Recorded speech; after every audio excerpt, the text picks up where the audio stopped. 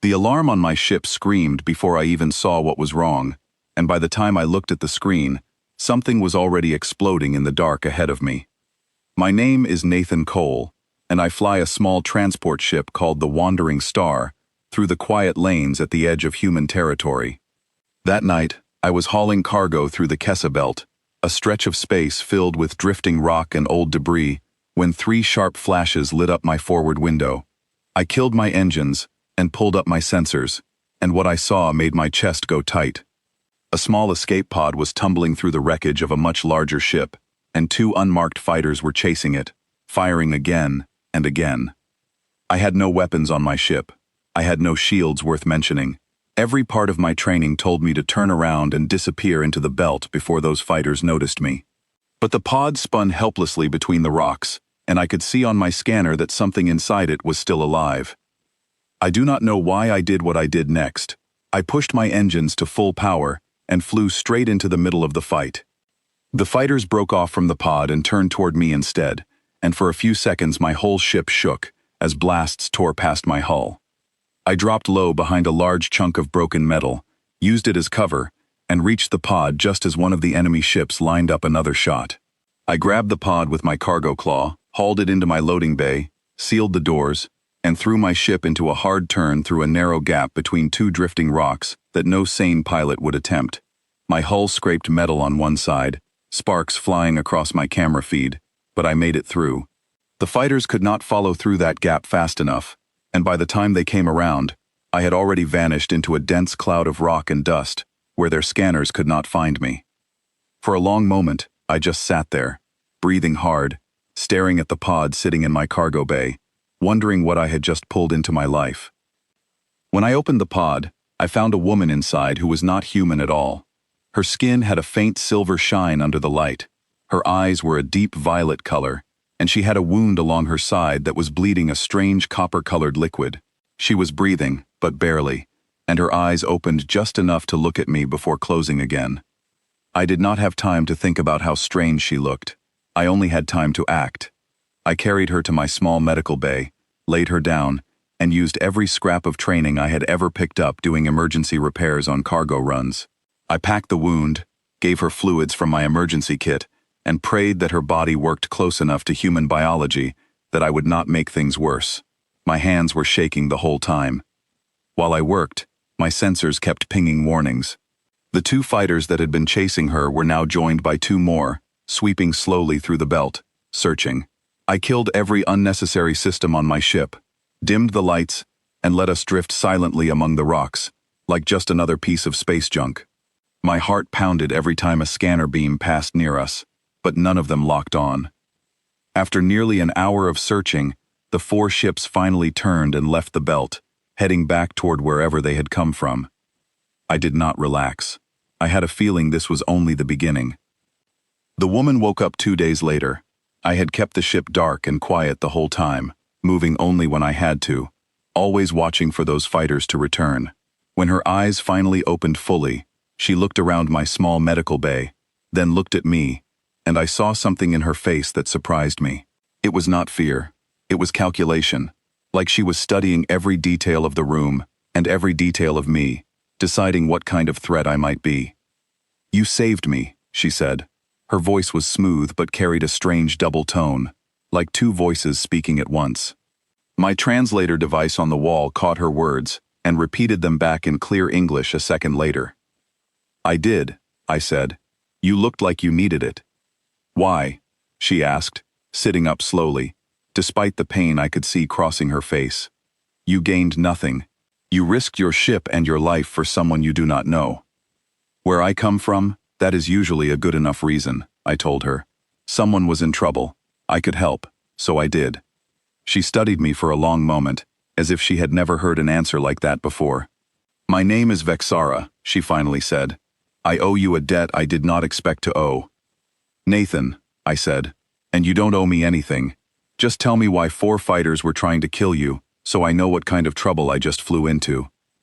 She hesitated, and I could see her deciding how much to tell me. "There are people who want me gone," she said carefully. "My ship was attacked without warning. I barely escaped in the pod before it was destroyed. I do not know how they found me so quickly out here, but if they are searching this belt, they will not stop. That was not a comforting answer, but it was honest, and I respected that. I told her she could stay hidden on my ship until she healed, and until we figured out a plan. She nodded, and something in her shoulders loosened slightly, as if she had expected me to say no. Over the next several days, while we drifted quietly through the belt avoiding patrols, I learned small pieces about her. She never gave me her whole story, but she told me she came from a large alliance of worlds, far beyond the edges of human space. A place with technology far more advanced than anything I had ever seen. She asked constant questions about my ship, about Earth, about why humans worked together the way we did, even when we were not forced to. She seemed endlessly curious, almost hungry for information, like someone who had spent her whole life surrounded by walls and was suddenly allowed to look outside them. On the 6th day, everything changed. My proximity alarm went off so loudly that I nearly fell out of my seat. A massive shape had appeared on my scanner, dropping out of faster-than-light travel, less than 200 kilometers from my position. Then another appeared, then 5 more. 7 enormous ships, each one larger than anything I had ever seen outside of old military documentaries, surrounded my little transport within seconds. My scanners could not even process their full size properly, numbers flashing error messages across my screen. Vexara went completely still beside me, staring at the ships with an expression I could not read. A voice came through my comm system, deep and layered, speaking words I did not understand at first, before my translator caught up and repeated them in English. The voice called her by a full title I had never heard before, something about being the sovereign ruler of an alliance containing hundreds of worlds, and it said they had come to bring her home. I turned and looked at her, my mind struggling to catch up with what I had just heard. "You are their ruler," I said slowly. "You lead hundreds of worlds." "Yes," she said quietly, not looking away from the screen. "I did not tell you because people change the moment they learn what I am. They stop seeing a person. They only see the throne." Before I could respond, the tone of the comm changed. A different, harsher voice cut through, one that did not belong to her fleet. It came from somewhere else entirely, somewhere closer, and it was speaking directly to the 7 massive ships surrounding us, threatening them, demanding they hand her over immediately or be destroyed where they floated. My screen lit up with new shapes appearing at the edge of my scanner range, dozens of smaller attack ships pouring out from behind a large asteroid cluster nearby, moving fast, weapons already charging. These were the same kind of unmarked fighters that had chased her pod through the belt days earlier, only now there were far more of them, and they were not hiding anymore. "They followed the signal," Vexara said, her voice tight. "They tracked my guard fleet the moment it arrived. This was a trap set for both of us." The space around my ship turned into chaos within seconds. Bright bursts of energy crossed in every direction as her 7 guard ships turned to meet the wave of attacking fighters. My little transport ship was caught directly in the middle of it all, completely unarmed, completely unprotected, shaking violently every time a stray blast passed too close. "We need to move," I shouted, grabbing the controls. "Wait," she said, placing a hand on my arm. Her grip was surprisingly strong. "Fly toward the large ship at the center of my fleet. It is called the Aurelia. If we can reach it, they can shield us." I did not argue. I pushed my engines as hard as they would go, weaving my small ship through the storm of crossfire, ducking beneath the shadow of one of the giant guard ships, as it took several hits meant to tear through us. My hull groaned under the strain, warning lights filling my console, but I kept pushing forward, following the path Vexara pointed out with quick, sharp directions. A pair of enemy fighters broke away from the main battle and locked onto us directly, clearly recognizing that catching me alive was worth more to them than continuing the larger fight. They closed the distance fast, their weapons charging bright red on my scanner. "Left," Vexara said suddenly. "Now." I threw the ship hard to the left without questioning her, and a blast that would have torn straight through my cockpit instead grazed along my outer hull, throwing sparks across the cabin but leaving us intact. She had known exactly where that shot was going before it fired, reading the pattern of the fighters like she had trained for exactly this kind of moment her entire life. "How did you know that?" I asked, my hands tight on the controls. "I did not survive as long as I have by being helpless," she said simply. "There is a reason people wanted me gone. I know how to fight for what is mine." We broke through the edge of the battle and reached the shadow of the Aurelia, just as one of her guard ships released a wall of defensive fire behind us, cutting off the two fighters that had been chasing us. A docking beam locked onto my ship, pulling us in fast, and within moments we were sealed inside a massive hangar bay filled with armed crew members who all turned their weapons toward my ship the instant we landed. Vexara stood, walked to the ramp, and opened it herself before anyone else could. The moment the crew saw her standing there, alive and steady despite everything, every weapon in the room lowered at once. Voices rose in relief, and several officers rushed forward, speaking quickly in their own language, clearly overjoyed and shaken at the same time. She raised a hand, and the room fell silent instantly.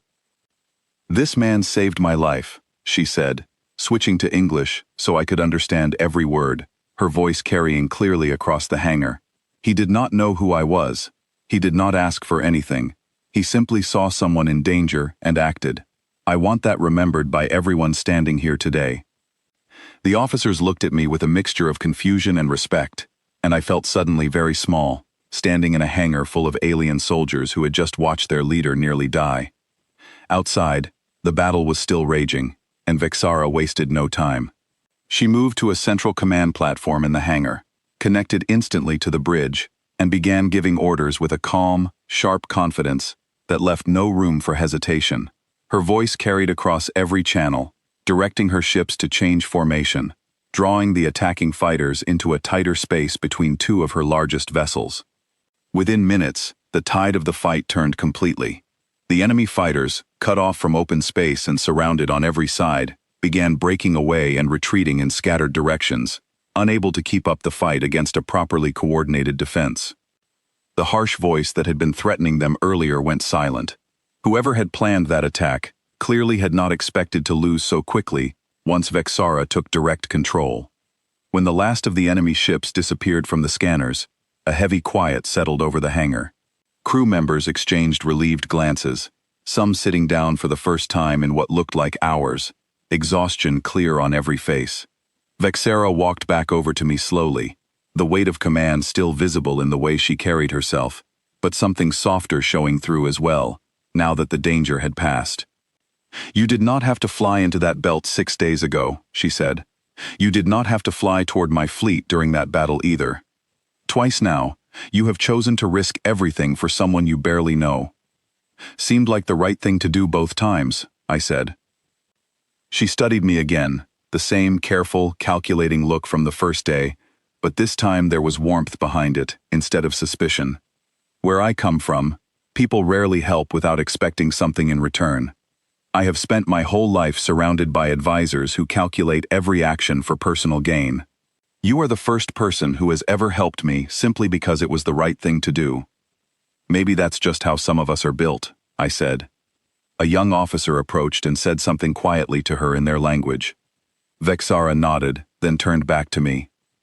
"My fleet needs to return home to secure the Alliance and find out who arranged this attack. There is a lot of work ahead of me." I nodded, expecting this to be the moment where she thanked me and disappeared back into a life I could never follow her into. Instead, she reached out and placed a hand gently on my shoulder. "I would like you to come with me," she said. "Not as a prisoner, and not as a subject. As someone I trust. That is something I have very few of." I looked around the hangar, at the massive ship stretching far beyond anything I had ever imagined flying in, at the crew watching quietly, waiting for my answer, and at Vexara standing in front of me. No longer just the wounded stranger I had pulled out of a broken escape pod, but someone with the weight of hundreds of worlds resting on her shoulders. Someone who had chosen, in the middle of all that responsibility, to trust a simple transport pilot from a small, distant planet. "All right," I said. "Let's go see what kind of trouble we can get into next." For the first time since I had met her, Vexara smiled, a small but genuine expression that changed her whole face. Behind us, her fleet began preparing for the jump home, Engines humming to life across 7 massive ships, all of them ready to follow the woman who had survived an attack meant to end her, guided safely through it all by nothing more than a stranger who had simply refused to look away when someone needed help.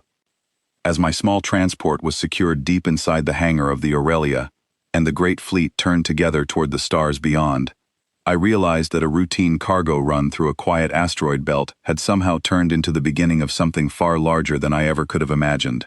I did not know what waited for us ahead, among hundreds of worlds and politics I barely understood, but for the first time in a long while, I was not afraid to find out.